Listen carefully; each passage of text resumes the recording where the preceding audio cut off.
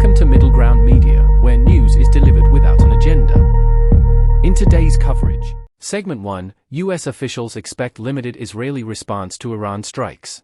U.S. officials, based on prior discussions with Israeli authorities, anticipate that any Israeli retaliation to the recent Iranian attacks will be contained and targeted. This perspective comes after Iran's aggressive drone and missile strikes in response to an Israeli operation in Syria earlier this month. The expected Israeli counterstrikes may focus on Iranian military installations and proxy forces outside of Iran, aiming to minimize escalation while demonstrating military capability. Despite the heated rhetoric from both sides, global leaders, including President Joe Biden, have urged restraint to prevent further regional destabilization. The situation remains fluid, with Israel exploring a range of military and diplomatic responses to ensure national security without broadening the conflict. Segment 2. Gaza war protests disrupt major U.S. cities. Pro-Palestinian demonstrators significantly disrupted traffic by closing the Golden Gate Bridge for several hours as part of a broader protest against the ongoing Gaza conflict. These demonstrations occurred simultaneously in other major U.S. cities including Chicago, New York, and Seattle, reflecting growing international dissent against the conflict and U.S. involvement. Protesters utilized dramatic tactics, such as chaining themselves to infrastructure, to draw attention to their cause, advocating for a ceasefire and condemning the U.S. for its military support to Israel. The protests highlight a deepening domestic and international divide regarding the Gaza war, pushing for significant political and humanitarian responses to the escalating violence. Segment 3, Stabbing at Sydney Church treated as terrorism. A shocking incident unfolded in Sydney where a bishop and another priest were stabbed during a live-stream church service, an act police are treating as terrorism. The attacker, a 16-year-old, was subdued by the congregation in a dramatic altercation that left several injured, including police officers. This violent outburst has stoked fears of increased religious and ideological violence, prompting a high-security response across the city. Community leaders and officials have called for calm, emphasizing solidarity and peace in the wake of the attack.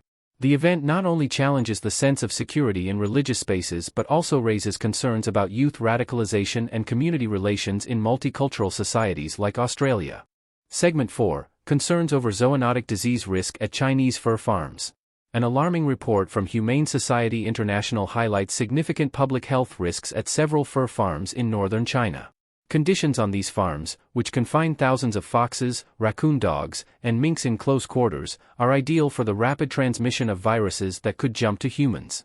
This investigation comes amid global concerns about zoonotic diseases following the COVID-19 pandemic, which underscored the catastrophic potential of animal-borne pathogens. Experts are calling for immediate action to improve conditions and reduce overcrowding on fur farms to prevent a potential outbreak, emphasizing the need for stricter regulations and oversight in the industry. Segment 5, Venezuelans abroad struggle to vote in presidential election.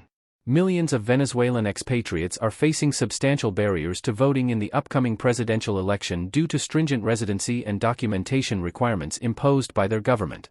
These obstacles disproportionately affect those who have fled economic hardship and political instability under President Nicolas Maduro's regime.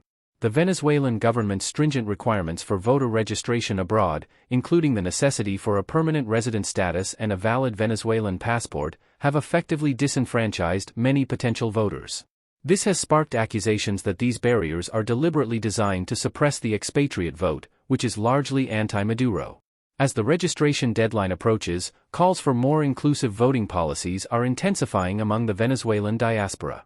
Segment 6, Beijing Marathon controversy raises questions about sports integrity. The recent Beijing half marathon has stirred controversy and debate over sportsmanship and fairness after footage appeared to show 3 African runners deliberately slowing down to allow a Chinese competitor, He Jie, to win. This incident has prompted an investigation by the marathon organizers and raised concerns about the integrity of international athletic competitions in China. Critics argue that such actions undermine the spirit of competitive sports and could cast a shadow over He Jie's victory and his preparation for the upcoming Paris Olympics. The event has sparked a broader discussion on the pressures athletes face and the ethical considerations in sports, highlighting the delicate balance between competition and camaraderie among international runners. Segment 7, Paris Olympics prepares for security threats with alternative plans. With the Paris Olympics approaching, French President Emmanuel Macron has outlined alternative plans for the opening ceremony in response to potential security threats. The original plan to host the ceremony along the Seine with athletes parading on boats could be shifted to more secure locations like Trocadero Square or the Stade de France if necessary. This flexibility highlights the ongoing security concerns in Europe, exacerbated by recent regional conflicts and global threats. Macron's commitment to ensuring the safety of participants and spectators underscores the complex logistics of organizing a major international event in today's volatile geopolitical climate. The Paris Olympics is set to be a showcase of not only athletic prowess but also France's capability to host large-scale events under heightened security measures. Segment 8: Legal setback for Libyan commander in U.S. court. A U.S. judge has dismissed lawsuits against Libyan military commander Khalifa Haftar, citing jurisdictional issues. The plaintiffs accused Haftar of orchestrating war crimes during Libya's civil conflict, which he denied. This legal decision highlights the difficulties of prosecuting alleged war crimes in foreign courts, especially when the accused has significant political and military influence in their home country. Haftar, who has lived in the U.S. and is believed to have ties with the CIA, represents a controversial figure in international law. The dismissal of these cases not only affects the victims seeking justice but also raises questions about the reach and limitations of U.S. judicial oversight over international human rights abuses. Thank you for tuning into Middle Ground Media. Don't forget to like and subscribe for more unbiased news. Join us again tomorrow for your daily dose of truth and clarity.